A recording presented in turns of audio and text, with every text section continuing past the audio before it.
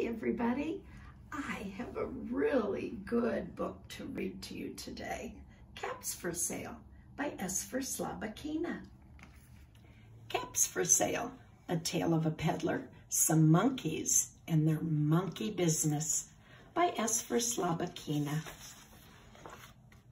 Once there was a peddler who sold caps, but he was not like an ordinary peddler, carrying his wares on his back. He carried them on top of his head. First, he had on his own check cap, then a bunch of gray caps, then a bunch of brown caps, and then a bunch of blue caps, and on the very top, a bunch of red caps. He walked up and down the streets, holding himself very straight so as not to upset his caps. As he went along, he called, "Caps, caps for sale, 50 cents a cap." One morning, he couldn't sell any caps. He walked up the street and he walked down the street calling, "Caps, caps for sale, 50 cents a cap." But nobody wanted any caps that morning. Nobody wanted even a red cap. He began to feel very hungry, but he had no money for lunch. "I think I'll go for a walk in the country," said he, and he walked out of town slowly, slowly, so as not to upset his caps. He walked for a long time until he came to a great big tree. "That's a nice place for a rest," thought he. And he sat down very slowly under the tree and leaned back little by little against the tree trunk so not to disturb the caps on his head. Then he put up his hand to feel if they were straight. First his own checked cap, then the gray caps, then the brown caps, then the blue caps, and then the red caps on the very top. They were all there, so he went to sleep. He slept for a long time. When he woke up, he was refreshed and rested. But before standing up, he felt with his hand to make sure his caps were in the right place. All he felt was his own checked cap. He looked to the right of him. No caps. He looked to the left of him. No caps. He looked in back of him. No caps. He looked behind the tree. No caps.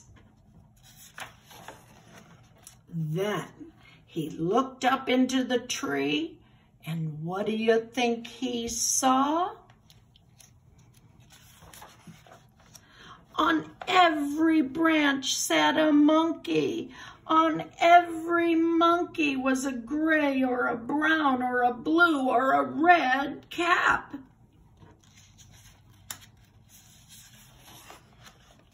The peddler looked at the monkeys. The monkeys looked at the peddler. He didn't know what to do. Finally, he spoke to them.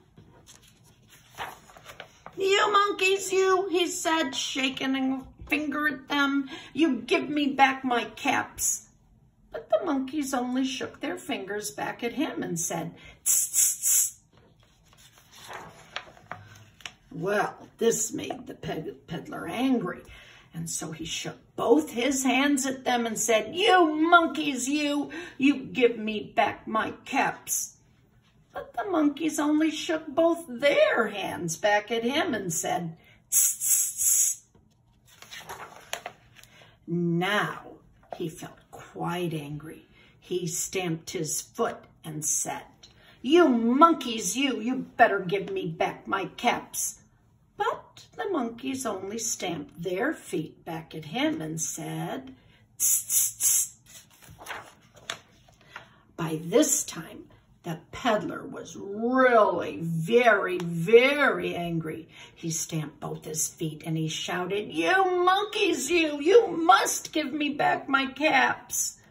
But the monkeys only stamped both their feet back at him and said, "Tss, tss, tss." At last, he became so angry that he pulled off his own cap, threw it on the ground, and began to walk away. But then each monkey pulled off his cap, and all the gray caps, and all the brown caps, and all the blue caps, and all the red caps came flying down out of the tree.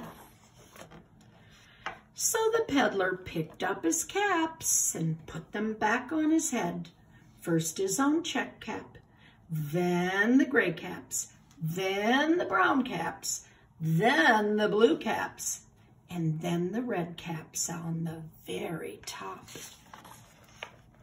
And slowly, slowly, he walked back to town calling, "Caps, caps for sale, 50 cents a cap."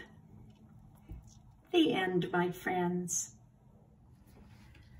Those silly monkeys, they were copying the peddler, weren't they? I hope you liked this story. See you next time. Bye, guys.